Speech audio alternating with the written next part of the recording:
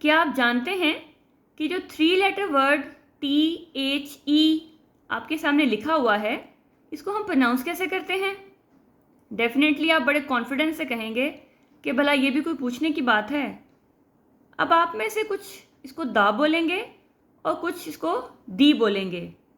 अब ये जो कुछ ने दा बोला होगा और कुछ ने दी बोला होगा, तो ऐसा क्यों है कि हम एक ही वर्ड को दो तरह से प्रोनाउंस कर रहे हैं? क्या आप इसकी वजह जानना चाहेंगे? तो चलिए इस कन्फ्यूजन को दूर करते हैं और अपनी वीडियो को स्टार्ट करते हैं और देखते हैं कि हम इसको दा कब बोलते हैं और दी कब बोलते हैं। तो चलिए हम इसको डिस्कस करते हैं। सबसे पहले आपके लिए जानना ये बहुत ज़रूरी है कि ये THE क्या है। बेसिकली THE, जिसको कभी दा बोला जाता है और कभी दी बोला जाता है, एक डेफिनेट आर्टिकल है। और डेफिनेट आर्टिकल क्या होता है? डेफिनेट आर्टिकल वो होता है जो पॉइंट आउट करता है किसी स्पेसिफिक थिंग को। फॉर एग्जाम्पल अगर मैं ये कहूँ कि ये एक किताब है, तो मैं कहूँगी दिस इज़ अ बुक। लेकिन अगर मैं ये कहूँ कि मुझे यही किताब चाहिए, जब मैं उसे बोल दूँगी ना यही किताब, तो वो जो यही किताब है तो वो किताब को स्पेसिफाई कर देगा, वो पॉइंट आउट करेगा कि मुझे यही किताब चाहिए, उन सारी किताबों में से वो एक किताब। तो जब हम किसी बुक को, किसी भी चीज़ को स्पेसिफिक कर देते हैं तो वहाँ पे हम लगाते हैं THE। तो हम इसको जो है उसको स्पेसिफिक करने के लिए हम THE का वर्ड यूज़ करते हैं। अदरवाइज़ अगर हम सारी किताबों की बात करेंगे तो फिर हम THE की बात नहीं करेंगे। जब सब में से कुछ एक को पॉइंट आउट करना हो तो फिर हम इस वर्ड का यूज़ करेंगे। ये तो हमारा इंट्रोडक्शन हो गया कि ये आर्टिकल जो है हम लगाते कब हैं। लेकिन बात जो हमारी वीडियो में जिससे हमने शुरू की थी कि इसको हमने प्रोनाउंस कैसे करना है, दी कब बोलना है और दा कब बोलना है। यहाँ इस सामने पेज पे मैंने आपको एक बहुत ही सिंपलेस्ट वे में एग्जाम्पल के साथ लिख दिया है। यहाँ मैंने कोई लंबी लंबी डेफिनेशंस नहीं लिखी, सिंपल मैंने आपको उर्दू में जो है दी और दा भी लिख के दे दिया है कि आपने कब इसको दी बोलना है और कब इसको दा बोलना है। तो चलिए इसको एग्जाम्पल के साथ हम इसको समझते हैं। हमारे पास इंग्लिश में 26 लेटर्स हैं, जिसमें से 5 वॉल्स हैं और बाकी हमारे पास कॉन्सोनेंट्स हैं। अब वॉल साउंड्स कौन कौन सी हैं? A, E, I, O, U। ये 5 हमारे पास वॉल साउंड्स हैं जिनसे पहले हम एन लगाते हैं। लेकिन जैसे हमने पीछे बात की कि जब हमने स्पेसिफाई कर देना है फिर हमने एन नहीं लगाना, फिर हमने वहाँ पे THE का वर्ड यूज़ करना है। याद रखिएगा कि जब हमने स्पेसिफिक करना है कुछ चीज़ों को तो फिर THE आएगा, फिर हमारे पास एन नहीं आएगा।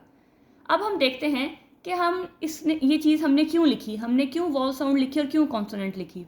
अब उसकी रीज़न ये है कि जहाँ पे आपके पास वॉल साउंड आएगी, मतलब AEIOU आएगा, वहाँ उससे पहले आपके पास आएगा दी। यहाँ मैंने आपको समझाने के लिए, आपको याद रखने के लिए उर्दू में लिख दिया है ताकि आपको याद रहे कि जहाँ पे आपके पास वॉल साउंड है वहाँ पे दी आएगा।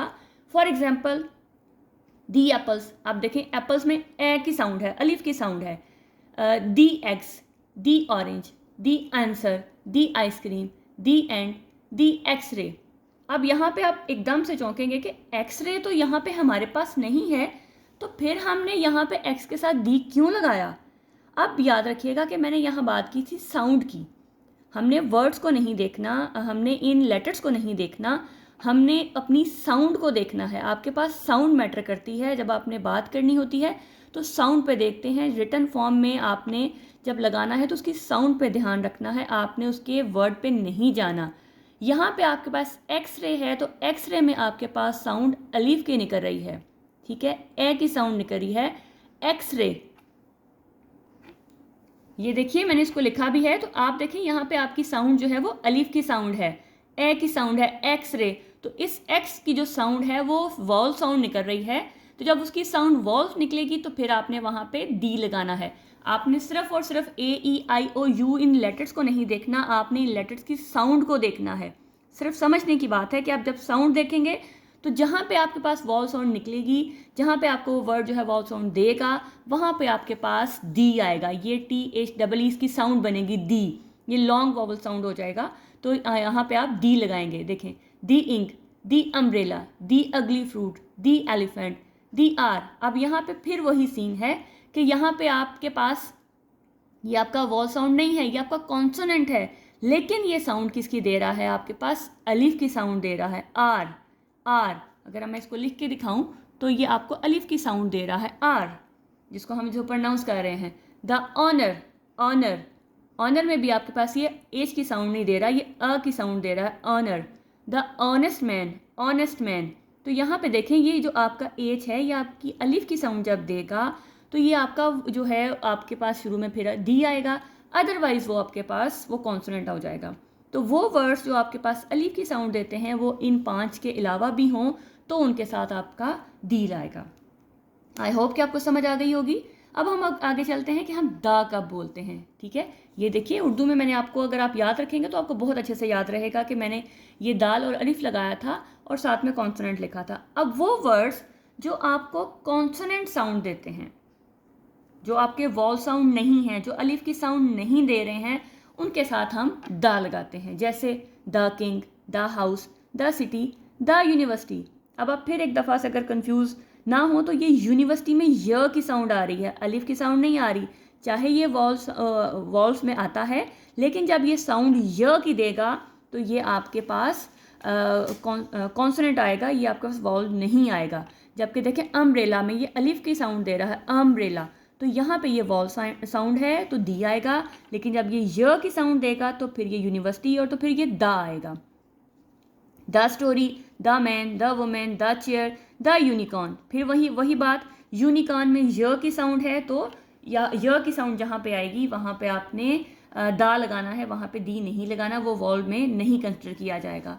The banana, the boy, the mango, the one man, one ये अलिफ की साउंड नहीं है, वाव की साउंड है, वन मैन। अगर आप उर्दू में देखें तो ये वाव की साउंड दे रहा है आपको, तो ये द वन थिंग। तो ये आपके पास जो वो साउंड्स जो कॉन्सोनेंट साउंड्स हैं, जो वॉल साउंड नहीं हैं, उनके साथ आपने दा लगाना है। जो आपको वॉल साउंड दे रहे हैं उनके साथ आपने दी लगाना है। तो जो साउंड है वो बहुत मैटर करती है, साउंड के बगैर आपने नहीं लगाना। आपने पेपर में सिर्फ ये नहीं देखना कि यहाँ पे अच्छा जी ए ई आई ओ यू है तो आप इसको दा लगा दें या एन लगा दें। एन वहाँ पे आएगा जब एक की बात की जाएगी, जब स्पेसिफिक बात नहीं की जाएगी। जब स्पेसिफिक बात की जाएगी, आप इतने सारों में से किसी एक की बात करेंगे तो फिर आपके पास दी आएगा, मतलब इतने सारे एप्पल्स में से कुछ एप्पल्स तो फिर दी एप्पल्स। ठीक, जब आपने स्पेसिफिक करना है तो आप ये दी लगाते हैं। ये डेफिनेट आर्टिकल है, डेफिनेट का मतलब ही है कि आपकी जो चीज़ स्पेसिफिक है। तो याद रखना है कि जहाँ वॉल साउंड है वहाँ दी, जहाँ कॉन्सोनेंट साउंड है, चाहे वो ए ई आई ओ यू है या नहीं है, अगर वो कॉन्सोनेंट साउंड दे रहा है, वो कॉन्सोनेंट है, वो साउंड आपके वॉल नहीं दे रहा, तो वहाँ पे आपके पास दा आएगा। जी, अब हमने डिस्कस कर लिया कि हमने दा कहाँ लगाना है और दी कहाँ लगाना है, लेकिन इसी में हमारे पास एक एक्सेप्शन भी है। वो ये है कि जब हम किसी चीज़ पे जोर देते हैं, किसी बात पे हम बहुत ज़्यादा खुशी में जब हम कुछ जोर देते हैं किसी बात पे या किसी वर्ड पे जोर देते हैं, तो फिर वहाँ पे भी हमने दी लगाना है। फिर हमने ये नहीं देखना कि अगला वर्ड वॉल साउंड दे रहा है या कॉन्सोनेंट साउंड दे रहा है। For example, I met the president. अब हर बंदा तो प्रेजिडेंट नहीं है, प्रेजिडेंट एक ही है, तो प्रेजिडेंट से जो भी मिलेगा वो बहुत खुश होगा। तो आप जब जिस किसी को बताओगे तो खुशी में बताओगे कि I met the president, I spoke to the queen, the McDonald. तो ये वो चीज़ें हैं जो एक्सेप्शन में आती हैं, कि ऐसी चीज़ें जो कॉमन नहीं हैं, जो बहुत रेयर हैं, जब आप उनसे मुलाकात करते हैं तो आपको खुशी का इजहार जो है वो होता है और आप उस पर बहुत फोकस दे के अगले को बताते हैं, तो वहाँ पे आपने दी का वर्ड यूज़ करना है। दी president, the queen, the McDonald. तो ये उर्दू में लिखने का मकसद ये है कि आप इसको आपको याद रहे, ये भूले ना आपको। तो आई होप कि आपको समझ आ गया होगा। एक दफ़ा हम रिव्यू कर लेते हैं कि जहाँ पे हमारे पास वॉल साउंड आएगी, चाहे वो वॉल है या नहीं है उसको नहीं देखना, आपने साउंड को देखना है। वहाँ पे आपने दी लगाना है। जहाँ कॉन्सोनेंट साउंड है वहाँ आपने दा लगाना है। और एक्सेप्शन ये है कि जहाँ पे आपने किसी वर्ड पे जोर देना हो, किसी खुशी का इजहार करना हो, मतलब किसी को बताते हुए, जैसे प्रेजिडेंट है तो दी प्रेजिडेंट, क्वीन है तो क्वीन से हर बंदा मुलाकात नहीं कर सकता, तो आपकी अगर मुलाकात होती है तो आप आके बताते हो तो आप दी क्वीन कहेंगे। मैकडोनल्ड अगर गए हैं तो हर जगह पे मैकडोनल्ड नहीं है तो दी मैकडोनल्ड आप बोलेंगे। तो ये सिर्फ एक्सेप्शन है, अदरवाइज आपने दा और दी के कॉन्सेप्ट को याद रखना है। आई होप कि आपको अच्छे से समझ आ गई होगी। अपने कमेंट्स में लाजमी बताइएगा कि क्या ये हेल्पफुल थी आपके लिए, और लाजमी तौर पर लाइक, सब्सक्राइब और शेयर कीजिएगा। अपना ख्याल रखिएगा। अल्लाह हाफिज़।